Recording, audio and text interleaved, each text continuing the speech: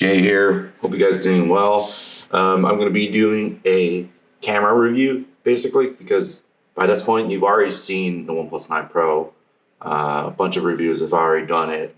I wanted to give you guys an updated camera comparison against the iPhone 12 Pro Max that I have here. Unfortunately, I don't really have all the funds to really get all the new phones. So if you could help me subscribe to this channel, give a like, it helps me a lot. You guys really don't know. It really does though. So let's get started.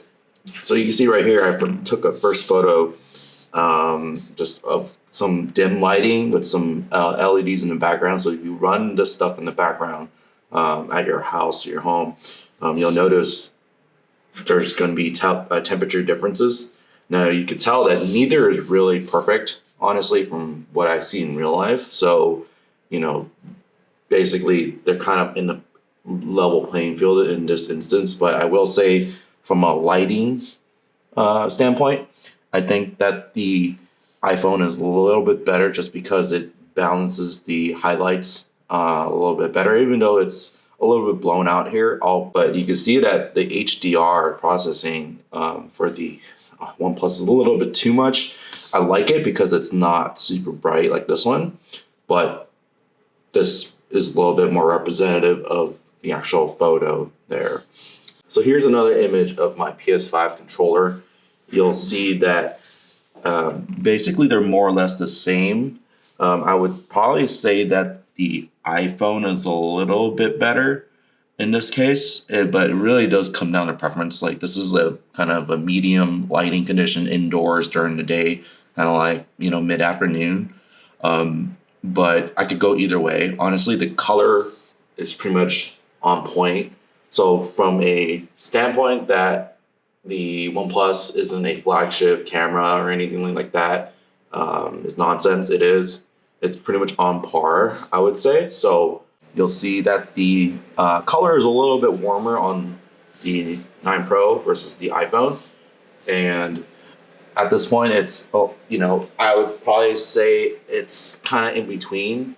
I would say that the 9 Pro is a little bit less accurate compared to the iPhone. It's slightly more color accurate of what the box really looks like. But I could go either way still. It's just like this one has a bluer hue basically, and this one has a warmer hue. So it's cooler and warmer, that's it. All right, so this is a nighttime photo. It's like about just after sunset. So you'll see the night mode kick on for both of them. So of course the 9 Pro, you have to enable it manually. It doesn't do auto, whereas the iPhone does. You can see that the iPhone's a little bit brighter there. You can see some of the highlights right here, especially in the back and in the foreground here. It's a little bit brighter, as if like there's flash there. So I would probably give it to the 9 Pro just slightly, just because it's able to handle the highlights a little bit better. You can see that it's like basically blown out. It's in the back and in the front especially. That's probably the biggest thing. It looks like it's taking with a flash for this portion, but here it's not really. And then in terms of the color, I would probably give it to the iPhone. It seems to do a little bit better job, especially in this portion right here. Whereas this is like, it's all like this almost one color on these areas right here in the kind of near the water. Okay, so here's another photo. You can see that the color is pretty off. You can tell that the iPhone just destroys the 9 Pro in this case in terms of the color reduction. It's not that pink. I did have a pink light on, and iPhone does a little bit better job of kind of balancing that, whereas the 9 Pro really just takes it on. Now, you might argue that, this is not normal, but that's normal for me to have this kind of lighting during the evening. So, yeah. So here's a very challenging photo. You have a colored background with the lights, and then it's backlit. So that's a very difficult shot for most smartphones to handle. So you can see that both are dimmer lighting. And really, there's no winner in a sense that neither are really that good. I would never share these kind of photos, but you can see that the iPhone's a little bit better handling the condition there versus the 9 Pro. It really just, crushes the black like crazy. This one, it's at least you can see the buttons a little bit better. But yeah, I think in this case, it's like you would just retake the photo. You wouldn't take it like this. So this is purely just to push the technical boundaries of the cameras here. All right, so here's a more typical photo that you would probably take. This is at a mall with good lighting. You see that there's sun coming through and there's lights right here. And there's lights kind of everywhere there. You can see that the iPhone kind of keeps the highlights in these lights here, these ceiling lights, versus the 9 Pro kind of reduces the highlights. Now, I would say that I would probably pick a photo that in between that's edited, and I should share that where I would bring down the highlights in this photo a little bit, or bring this one up, because this looks like it's crazy HDR. It looks aesthetically cool, but yeah, it's not a representative photo of what I saw. This is more representative, I would say. It's a little bit dimmer, of course, but pretty much closer. This looks like it's like a full-on edit there. So yeah, here's a video that I took at the same mall. You can see that both are doing pretty well. I don't really see too many issues here. Color differences are there, but they're pretty slight. You can see that the 9 Pro is a little bit warmer than the iPhone. I would probably say it's a little bit, they're both not that accurate. They're both pretty close, but I would say it's something in between. It's not as cool as what the iPhone makes it look to be, but it's still not as warm as the 9 Pro is. So I really didn't take a whole lot of ultra wide photos with the iPhone, because the ones I did take were really bad. In comparison, I just stopped using the iPhone. I just started using the OnePlus. The OnePlus macro mode is crazy good. The sensor just blows away the iPhone there. And normal light, medium light, low light, it just destroys it. So it's probably the best. Well, it's not probably, it is the best ultra wide camera I've ever used in terms of just the macro mode is insane. Even the ultra wide is pretty much good. Like, the only phone I haven't really tested it against is the S21 Ultra, but from what I've seen, it's, I don't think it's that good compared to this one. So yeah, this is really good. So after the impressions videos that I did, I wanted to kind of go over some of the things that most people would be concerned about. So we'll go over those real quick. So I would say gaming on this device is okay. The performance is really good. I played Genshin Impact for about 20 minutes. It destroyed the battery, of course, like any, it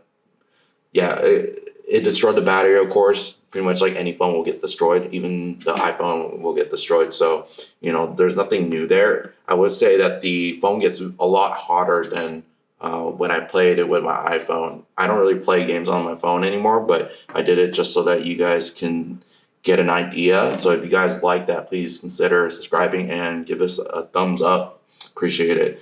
I will say that it does get hot, but it does cool down quite a bit after. So I'm not too worried about it, degrading over time and stuff like that. It just gets a little bit too warm for my taste. Now, in terms of the battery, based on that, so I would say OnePlus is still notorious for delayed notifications and just trying to aggressively kill stuff in the background. So a lot of my notifications for apps were delayed. So I've had to basically go into the settings and disable them. And you can do that by going to settings. You go to settings, you go to battery optimization, and then you can go to all apps. You can go to not optimized apps. You can see which ones I basically disabled. All my messaging apps basically I disabled so that I can get messages. But yeah, you have to do that really. And then it does drain the battery a little bit more, but it's worth it. And also I will say that I am using a VPN all the time. So my battery does tank a little bit faster than normally.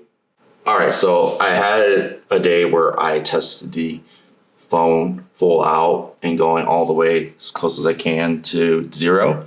And you can see that basically lasted about 15 hours and it's about 14% left on there. And you'll see that in this day, it's a work day, stayed at home, used it for quite a bit. I used a lot of Spotify, even though it says 1%, but I used Spotify for about an hour and a half, almost 2 hours straight, and watch YouTube, browse the web, browse, Instagram. So you can see all those things. And let's show okay, so the screen used 19%. So that's quite a bit there. And, overnight, basically, I unplugged it at 100% about 10 p.m. And then in the morning, I wake up about 7:30. It only lost 7%, so about 1% an hour. So that's pretty good. I will say that again, notifications were delayed, so I picked it up and logged back in to the device. It basically sent a bunch of notifications to me. And yeah, you can see that later on during the day, especially that the device really took a hit, especially when I started playing video content and music content. So I would say that the battery is okay. You can see that it's about 3 hours screen on time. So I wouldn't say the battery is great, but I wouldn't say the battery is bad. It's just okay. And do keep in mind I am running this 1440p, so QHD plus 120 hertz. Now, OnePlus does have a smart setting for that as well. So you go to here, go to display, go to advanced. You can see here it has the smart 120 hertz, so it doesn't actually stay at 120 all the time. And for the QHD plus, you can see there's an auto power saving setting, which automatically switches the resolution down and based on the content. So yeah, it does have that there. So just keep that in mind. If you're setting this up, you'll see that the battery will take a hit. But for me, like, I haven't really noticed the step down in quality when watching like 1080p videos or something like that. I really couldn't tell. 4K stuff you can only 1440p stuff you can only really tell it in text. That's where I really can see the most difference there. After you kind of get used to it, you kind of just forget about it. So I tried using it on 1080p for like half a day, and you get used to it. So it's not a huge deal. And I've used 1080p screens in the past, so I think you can get used to it there. So overall, for the price that I paid for this phone, no tax, $700 US, it's pretty good. Like, it's a pretty good deal. I think OnePlus released this device for that price, it'd be a no-brainer for most people. You get 120 hertz screen. The display is really nice. The camera is good. It's basically a flagship camera. The telephoto is okay. It's nothing to write home about. If you're not really taking a lot of zoom photos, it's kind of doesn't really matter, I guess. The ultra wide is really good. So that's a real good plus, because not every ultra wide is made the same for sure.